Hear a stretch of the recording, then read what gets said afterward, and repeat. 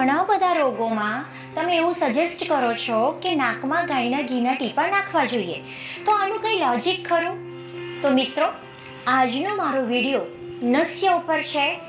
નસ્ય કેવી રીતે ઇમ્પેક્ટફુલ હોય છે એ હું તમને મોડર્ન પોઈન્ટ ઓફ વ્યૂ પણ સમજાવવા માંગુ છું.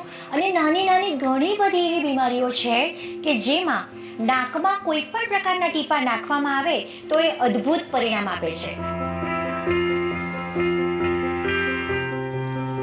હું છું ડૉક્ટર દેવાંગી જોગલ, જોગી આયુર્વેદ હોસ્પિટલ સુરતથી. આયુર્વેદના મહર્ષિઓએ સરસ મજાની વાત કરી છે.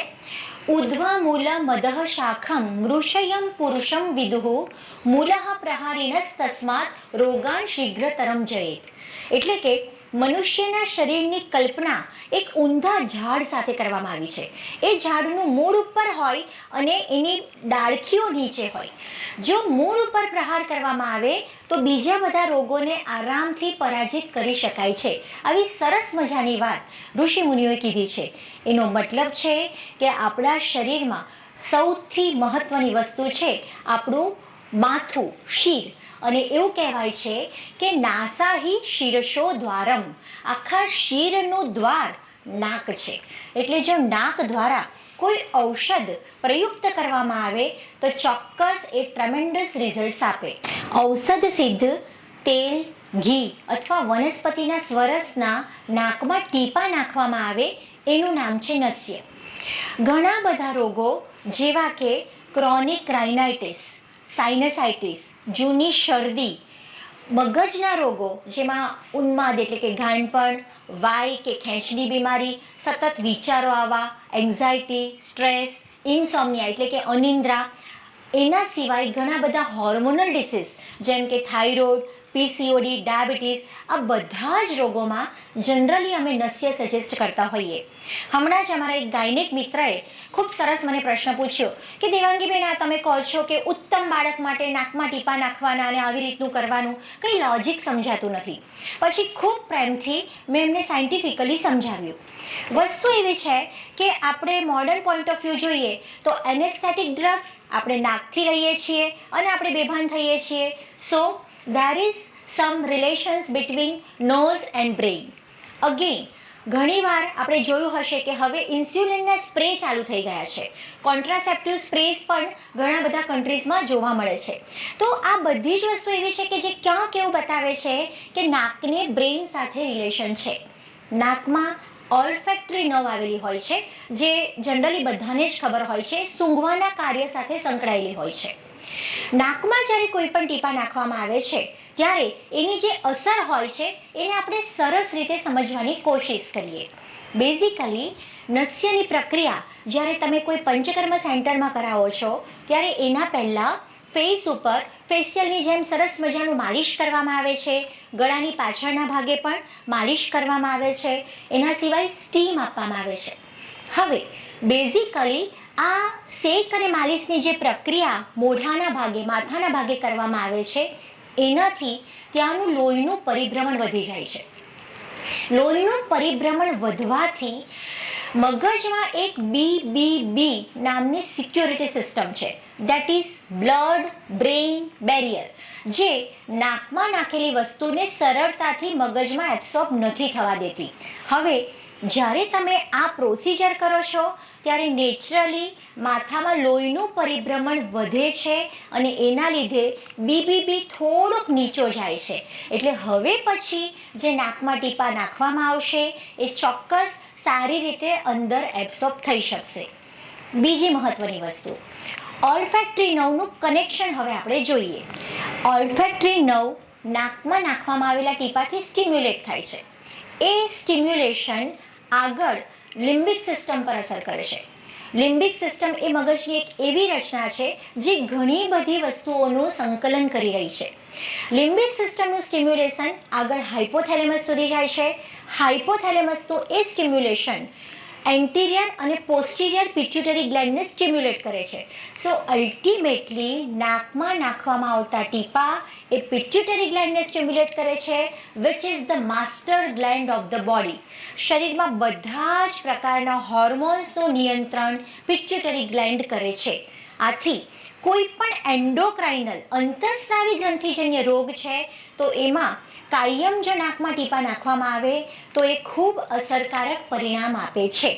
કારણ કે સ્ટ્રેસ જ્યારે વધારે હોય છે તો રિલેક્સેશન માટે પણ ક્યાંક હોર્મોન્સ જવાબદાર છે.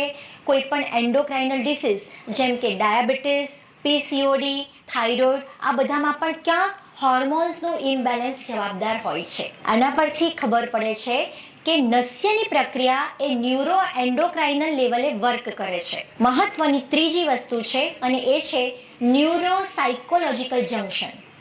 મેં તમને આગળ જ કીધું કે ઓલ્ફેક્ટરી નર્વ એ લિમ્બિક સિસ્ટમ સાથે કનેક્ટેડ છે. હવે લિમ્બિક સિસ્ટમ એ બિહેવિયરલ આસ્પેક્ટ માટે જવાબદાર છે. અમારા શાસ્ત્રોમાં ગાંડપણ, ખેંચની બીમારી, ખૂબ વિચારો આવવા, મગજ કંટ્રોલમાં ન રહેવું, આવી જે માનસિક બીમારીઓ છે, મોટા ભાગની દરેક બીમારીમાં અલગ અલગ પ્રકારના ઘી અથવા તેલો નાકમાં નાખવાનું ઋષિ મુનિઓએ સ્પષ્ટતા સાથે જણાવ્યું છે.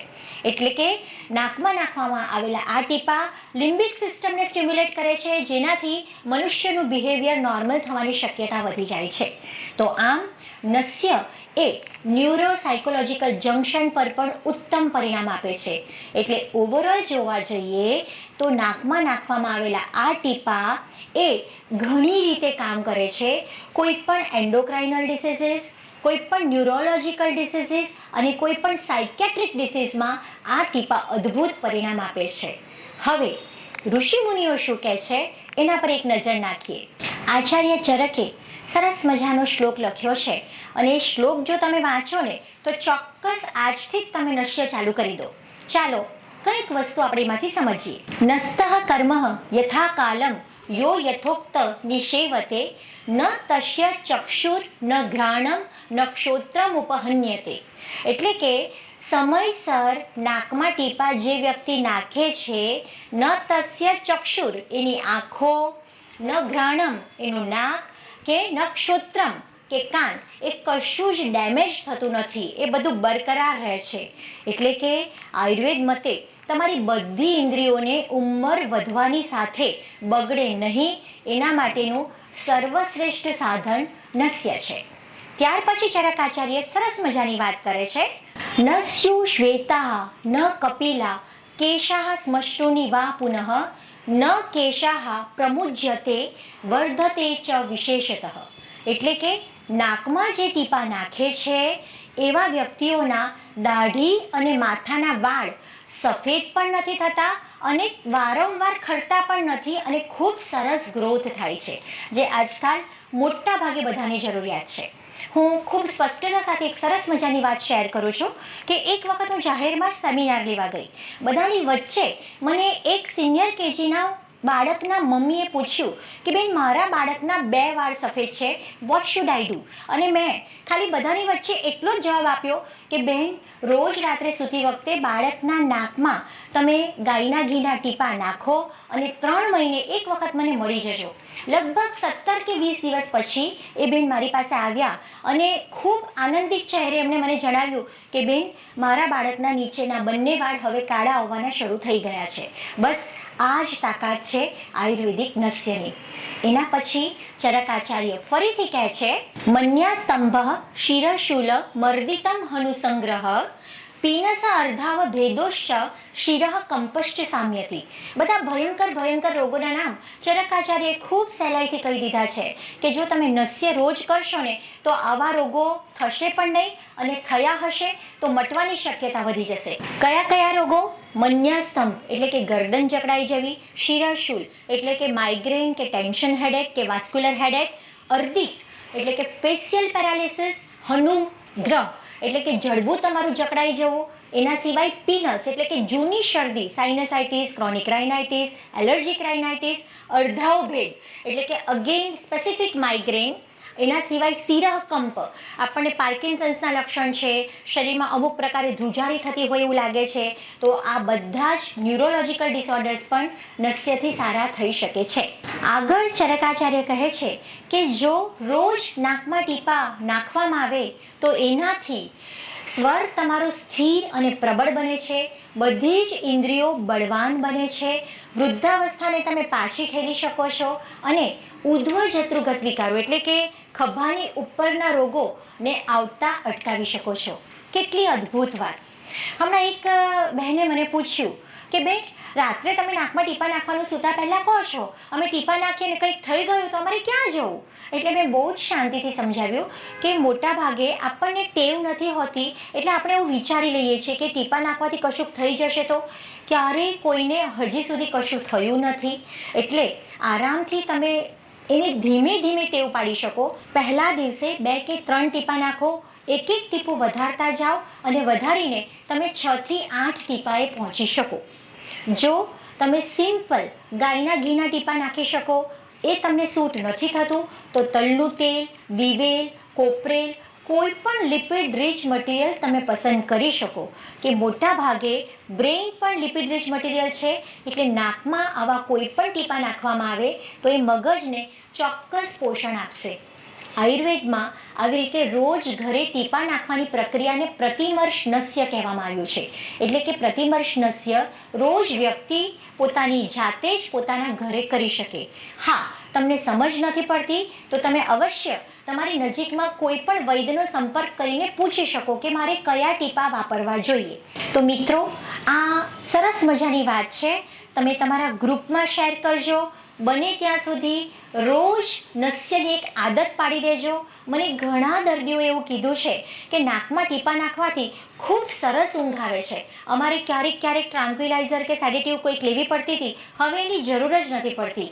એક જે ડીપ સ્લીપ છે ને, એનો અનુભવ અવશ્ય તમે કરી શકશો. આશા રાખું છું કે માહિતી બધે જ શેર કરીને અમારી ચેનલને સબસ્ક્રાઈબ કરજો. ધન્યવાદ.